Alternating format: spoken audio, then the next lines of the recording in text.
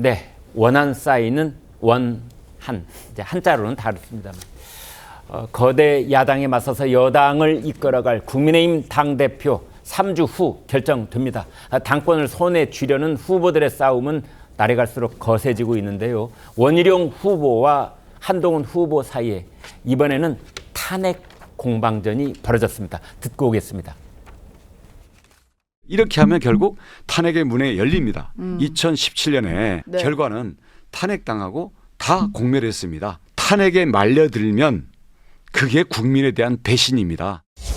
제가 알기로는 원 후보를 비롯해서 많은 분들이 탄핵 소추안을 국회에서 통과시키셨죠. 원 후보 같은 경우는 본인이 국회는 아니었지만 그 전후에서 굉장히 탄핵을 해야 된다.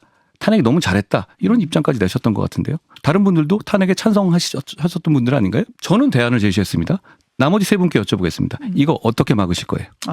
어떻게 막을 수 있습니까? 네, 차재원 교수는 예. 이제 어제 오늘 또 뭐 주말 건너오면서 말이죠. 4명의 당권 후보들 중에 유독 원희룡 후보하고 한동훈 후보가 이제 크게 부딪히고 있는 그런 모양새인데 드디어 박근혜 전 대통령 시절에 탄핵 얘기가 다시 수면으로 올라왔어요. 네. 어떻게 봐야 됩니까? 저는 뭐 이러한 논쟁 자체가 과연 두 분을 넘어서 국민의힘에게 어떠한 그러니까 도움이 될 것인지 저는 좀 구계자 입장에서 고개가 갸웃거릴 수밖에 없는 상황입니다. 예.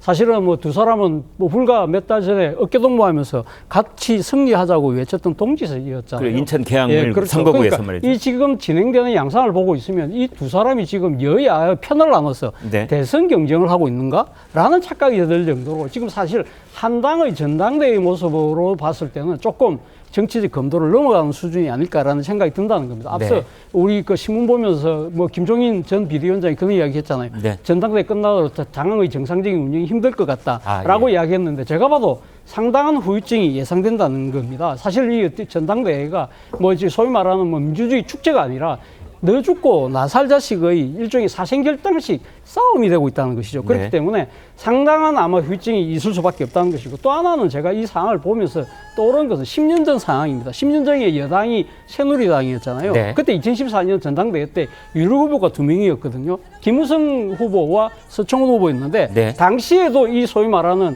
배신의 정치 프레임을 갖고 아주 공방이 크더랬습니다. 네. 당시 그 1위를 달리고 있었던 김우성 후보가 소위 말하는 지금으로 치면 어대김이죠. 네. 그러한 이 대세론을 허물기 위해서 서청원 후보가 들고 나왔던 것이 결국 박근혜 대통령과의 관계였거든요. 네. 당시는 옛날엔 친박자장이었지만 이명박 정부 때 탈박해서 결국 저쪽 편으로 손을 잡은 거 아니냐. 네. 결국 앞으로 배신할 거 아니냐. 아하. 그런 식으로 해서 그 공방이 진행됐고 결국은 김무성 대표가 이겼죠. 네. 김무성 후보가 그러니까 대표가 됐지만 그 뒤에 진행사는 우리가 다 보았잖아요. 봉숭악당으로 진행되다가 2016년 총선 과정에서 결국은 옥새를 들고 나르시아 파동이 돼서 결국은 새누리당이 일당 지위를 잃어버리고 네. 그것이 그의 가을에 있었던 최순실 국정농단 사건과 맞물리면서 대통령 탄핵으로 가서 보수가 개멸적인 이 지금 하나의 붕괴를 받는 그러한 사태까지 빚어졌잖아요. 차 교수님이 보시기에 그러한 상황이 데자뷰처럼 다시 다가오고 있다. 이런 예감을 갖고 계신 겁니까? 저는 그런 생각이 들 정도로 네. 좀 아슬아슬한 모양새로 진행되고 있는 것이 현재의 국민의힘 전당대회 상황이 아닐까라는 오늘 생각이 아침 듭니다. 국민일보를 보니까요. 차 네. 교수님도 직전에 말씀을 해 주셨는데 지금 이제 원희룡, 한동훈, 원희룡 두 사람이 두드러지게 부딪히고 있는 것은 현재의 권력과 미래의 권력의 대리전을 치르고 있기 때문이다. 이런 말을 했더라고요. 그렇죠. 그런 측면이 분명히 있는 것이죠. 앞서 제가 2014년 상황도 이야기했지만 당시 김무성 후보가 사실은 이 차기 대선 주자 1위였거든요. 네. 그렇기 때문에 그때도 미래 권력과 현재 권력의 싸움이라는 이야기가 됐었는데 네. 사실은 이런 식의 미래 권력과 현재 권력의 충돌은 여러 번 있었잖아요. 그럼에도 불구하고 이러한 상황이 어느 정도의 나름대로의 정치적 검도, 선이라는 게 있었는데 이거 자체가 지금 상당히 지금 넘어가고 있는 상황이 아닐까라는 그러니까 지금 생각이 든다는 당권을 놓고 경쟁을 벌이고 있는 네 사람 후보들 중에 2027년에 대선 경선을 벌일 두 사람 뽑으라면 한동훈, 원희룡일 것이다. 그럴 가능성이 상당히 지금 현재는 높은 것이죠. 네. 지금은 뭐 지금 이 객관적인 여론조사에서는 사실 한동훈 후보가 상당히 앞서 있는 건 사실이고 그리고 원희룡 후보도 사실 차기 대권에 대한 도전 의지를 갖고 있는데 이미 경선을 한번 치른 적이 예, 있고요. 경선 치른 적도 있고 그리고 또 하나는 원희룡 후보가 소위 말하는 친윤 후보다. 그러니까 네. 용산에서 사실 밀고 있는 후보 아니냐. 네. 그 바로 그 문제 때문에 지금 벌써 이 지금 차기 정권 재창출보다는 누구를 우리 후보로 낼 것인가를 놓고 벌써 사실 치열한 경쟁이 벌어짐으로써 그러니까 더 큰 그 하나의 고지라고 할 수 있는 정권 재창출이 점점 더 어려워질 수 있는 것이 아니냐는 우려가 나온다는 것이죠. 그러니까 원희룡 후보 입장에서 본다면 원희룡 후보는 지금 당권을 놓고 다투는 것 같지만 사실은 길게 봤을 때는 친윤계를 등에 업고 대권의 발판을 다지고 있는 것이다. 뭐 저는 그렇게 봅니다. 그렇게 사실은 보십니다. 뭐 그러니까 지금 이 한동훈 후보가 만약에 차기 여당 대표가 됐을 경우에는 네. 차기의 그러니까 지금 여덟건의 대선 주자가 한동훈이 될 수밖에 없다는 그런 우려를 아마 지금 용산을 비롯해서 친윤계들이 갖고 있고 이건 어떤 식으로 막아야 되겠다는 생각들이 이런 형태로 나타나는 것이 아닐까라는 생각이 든다는 겁니다. 네, 앞서 원희룡 후보가 쏘아올린 불출마 진실 공방이 있었습니다. 원희룡, 한동훈 두 사람이 맞붙었는데요. 불출마 도대체 언제 무슨 약속을 했다는 건지 지금부터 들어보겠습니다.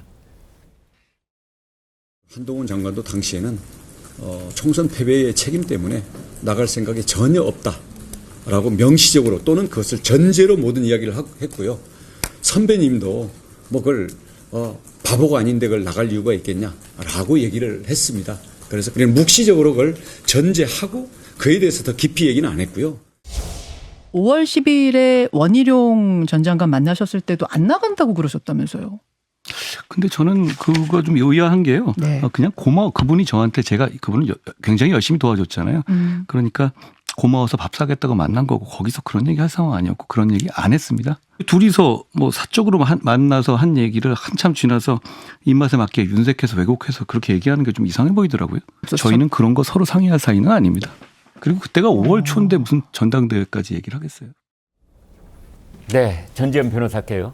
근데 한 사람은 명시적으로 얘기를 했다. 또 한 사람은 전혀 아니다.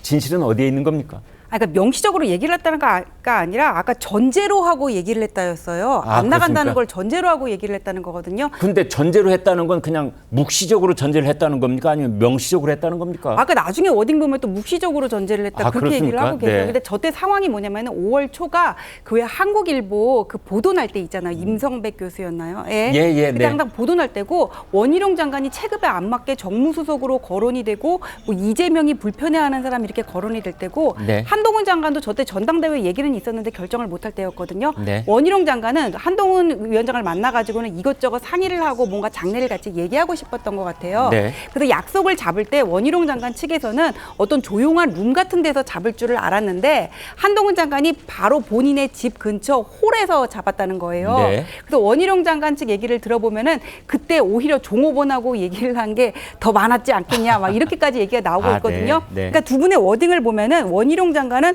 최소한 상의나 통보도 해야지 그러면서 안 나갈 것처럼 해놓고 그러고 얘기를 하고 있고 한동훈 장관은 얘기할 상황이 아니었고 그 상의를 할 사이도 아닙니다 이렇게 얘기를 하고 있거든요.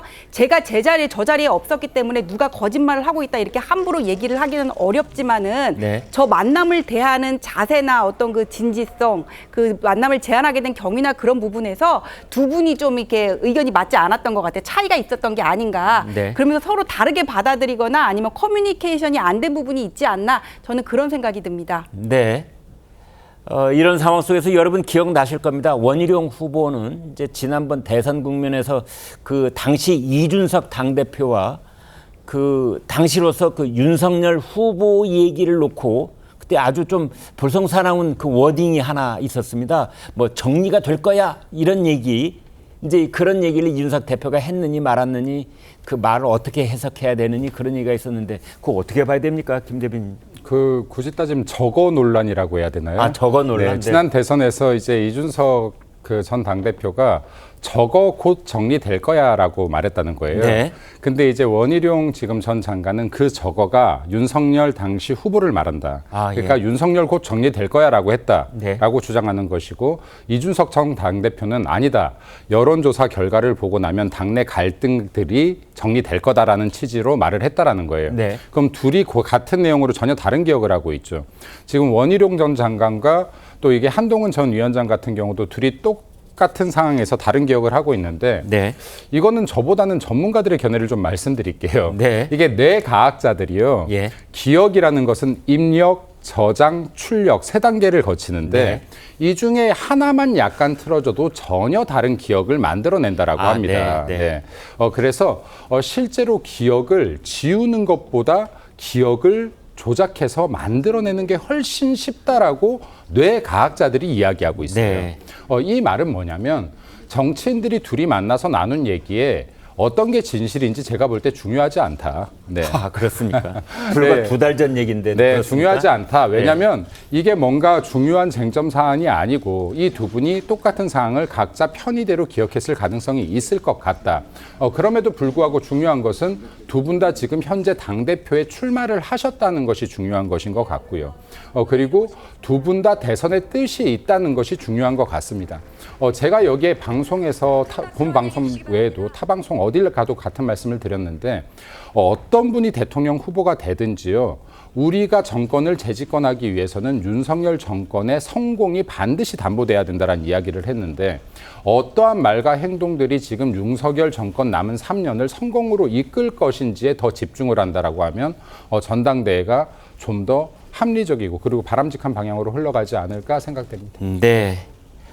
그래서 이제 말씀 뇌과학자까지 이제 인용을 하셨는데 사실은 우리 이제 일반인들도 그렇습니다. 두 사람이 만나서 이 얘기를 한참 하고 헤어졌는데 각자가 자기가 있는 곳으로 돌아가서 말을 전달할 때는 전혀 내용과 문의와 빛깔이 다른 그런 얘기를 할 경우가 얼마나 많습니까? 그래서 써놓는 거지요. 너도 읽어봐, 나도 읽어보고 오늘 우리가 나눈 내용은 이런 거야. 이런 이제 작업을 하는 이유가 바로 거기에 있습니다. 그런데 지금 이제 원희룡, 한동훈 두 사람이 만났던 곳에서는 뭐 메모를 해놨겠습니까? 그냥 말로 하고 듣고 끝났는데 이제 서로 다른 그런 얘기가 지금 부딪혀 있는 셈입니다.